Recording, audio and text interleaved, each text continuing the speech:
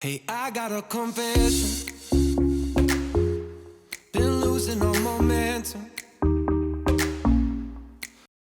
안녕하세요. 병원 언니 정지훈입니다. 네, 언제까지 구독자 10,000명 댓글 이벤트로 영상을 만들까요? 저 혼자 지금 한 몇 개월을 자축하고 있는 듯한 그런 느낌이 듭니다. 근데 댓글이 너무 좋으니까 특히 저희 건니지 님이 남겨주신 이 댓글은 정말 병원에 사회초년생이면 취업 준비하고 있다면 다 궁금해할 질문들만 있으신 거예요. 그래서 이거 영상을 안 찍을 수가 없었어요. 그리고 우리 예진님 같은 경우는 비경력자의 전공도 관련이 없는데 영상 보고 면접 준비하고 합격도 하시고 이렇게 경력을 쌓고 계셔서 제가 또 너무 뿌듯하기도 합니다. 저는 즉흥 영상에 아주 강한 그런 사람이기 때문에 질문을 지금 보고 바로 현장에서 답변을 좀 드리도록 할게요. 거의 라이브 같은 느낌이라 생각해 주시면 될 것 같아요. 첫 번째는 병원 언니 면접 준비 영상을 봤는데 예상 질문과 달리 완전히 다른 질문. 그러니까 이분 표현은 이거예요. 예진님 표현은 어디 패스트푸드나 알바 채용 그런 아주 간단한 면접 갔을 때 하는 것처럼 좀 성의 없는 질문.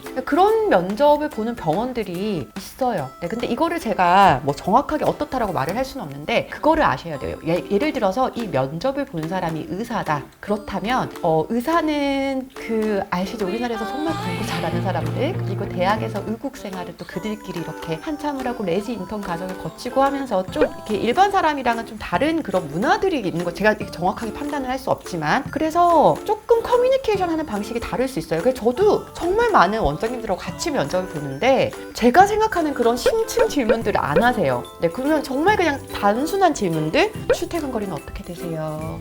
네 하면서 심지어 주량은 어떻게 되세요? 이런 진짜 너무 간단한 질문들만 하는 경우들이 있거든요. 근데 이제 그거 하나만 가지고 배울 점이 있다 없다를 판단할 수는 없는데 예를 들어서 여러분 면접을 갔는데 면접 절차가 아주 체계적인 거예요. 그러니까 서류 전형 1차 면접, 2차 면접 어떻게 진행을 할 것이고 또 면접에 대한 그런 통보는 문자로 어떻게 오고 전화를 하는 방식 이런 것들이 아주 체계적인 병원이 면접 보러 가시면 느껴지세요. 당연히 이런 병원들에서 배울 점이 좀 더 많긴 합니다. 근데 10인 미만의 병원에는 원장님이 직접 면접을 보는 경우들이 많거든요. 그래서 그 원장님이 질문을 조금 어리숙하게 한다. 이런 게 병원 언니 채널에서는 이런 질문들을 많이 한다는데 이게 면접인가? 이렇다고 해서 그 병원이 배울 점이 없는 건 아니에요. 근데 영상 보시는 분들이 나는 진짜 탄탄하고 체계적인 시스템이 있는 병원에 갈 거야. 그럼 당연히 30인 이상의 뭔가 이런 프로세스가 갖춰진 병원이 업무상으로는 더 배울 게 많을 수도 있어요. 근데 저는 또 성향이 좀 적극적이고 빨리 내가 액션 플랜을 짜야 되고 이런 성격이라서 저는 이 병원 첫 경험을 규모가 좀 작은 곳에서 제 의견을 적극적으로 어필할 수 있는 그런 곳이었고 또 원장님이 그런 곳에서 경영 감각이 뛰어나고 커뮤니케이션 잘하고 이런 스타일은 아니셨거든요. 그렇지만 그들은 의사잖아요. 그래서 배울 점이 저는 있었습니다. 그래서 참고하셔서 보시면 될 것 같고요. 두 번째는 상담 실장님들끼리 서로 말이 맞지 않고 앞에서 대놓고 누군가를 욕하는 병원 진짜 많아요. 이런 병원 A, B 말 다 틀리고 누구 뒷담화하기 바쁘고 배울 게 있을까? 저는 별론 것 같아요. 일단은 문제 원인을 떠나서 그냥 누군가의 뒷담화를 하는 문화가 정착이 된 곳이면 저는 그게 겁나요. 사회초년생인 여러분들이 거기서 그런 거 물들어서 나오지 않을까. 사회생활은 이게 처음이 중요하거든요. 누구한테 누구한테 어떻게 배웠냐, 어떤 조직 문화의 병원에 있냐 이게 중요한데 금방 물들어요. 그리고 뒤에서 가서는 고치기가 힘들어요. 근데 저는 이유 불문하고 말이 다 틀리고 정치라고 하죠 이거를. 그리고 뒷담화를 한다. 배울 게 많이 없다고 생각을 합니다. 하지만 여러분들이 이런 거에 대해서 이것도 교훈이잖아요. 물들지 않은 자신이 있고 다른 부분은 괜찮다면 그래도 입사를 했으니 1년 이상은 버티고 경력을 쌓는 것도 좋은데 이게 나한테 피해가 온다? 그럼 조금 고민해 보셔야 될 것 같아요. 뿌띠 성형, 그러니까 예를 들어 보톡스, 필러, 실리프팅에 대한 지식이 없어도 근무할 수 있나요? 배우는데 얼마나 걸리나요?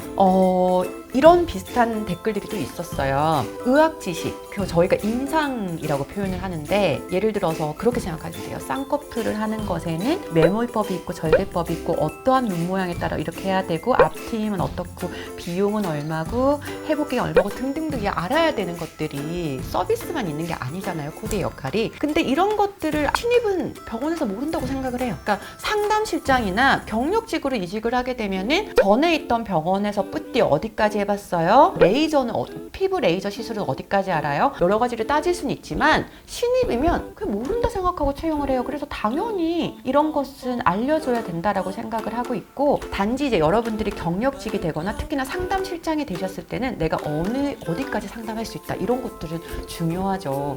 물론 더 빨리 배우시겠지만 신입이 이거를 배우는 데는 일단은 처음 가시면 특히 뿌띠는 금액을 다 좀 외우셔야 돼요. 여러분들 막 그런 미용 어플이라든지 홈페이지 들어가면 팝업창 막 뜨잖아요. 그럼 이벤트 금액이 다 있어요. 국산 필러 얼마, 몇 cc에 얼마 이런 거 있는데 그거는 그때그때마다 이벤트에 따라 금액도 바뀌고 변동도 있고 전화서 또 이벤트 금액을 다 물어봐요. 그래서 이거 의류 수가라고 하는데 그 이벤트 금액하고 의류 수가를 외우는데 해도 한 달이라도 버벅거리는 것 같아요. 그래서 이건 업무 숙련도에 따라 다르지만 한두 달은 봐야 좀 익혀지고, 그리고 이런 거에 대한 뭐 시술 방법이라든지 차이점, 뭐 그리고 각각의 그런 제품들에 대한 효능이나 그리고 하고 났을 때 회복 기간이나 효과 여러 가지 뭐 고객한테 알려줘야 되는 주의사항 이런 것들을 완전히 이제 조금 기본 카테고리화 시키는 데는 제가 볼 때는 3개월, 조금 입에 다 붙고 하는 데는 6개월. 왜냐하면 케이스를 또 봐야 되잖아요. 실 리프팅을 하고 나서 효과가 한 달 정도 됐을 때는 어떤지,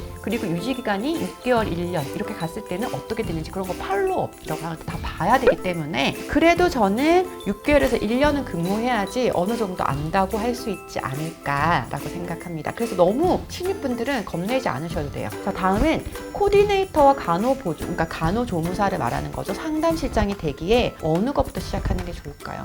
이런 비슷한 댓글 너무 많아서 따로 제가 찍으려고 하는 영상이 하나 있긴 한데 여기서 그냥 간단하게만 답변 드리고자 한다면, 간호조무사 자격증을 가지고 있는 코디가 좋은 점 있어요. 또 단점이 있을 수도 있어요. 이건 제가 영상을 따로 찍을게요. 근데 둘 중에 뭘로 그냥 스타트를 하는가? Hey, I got a confession.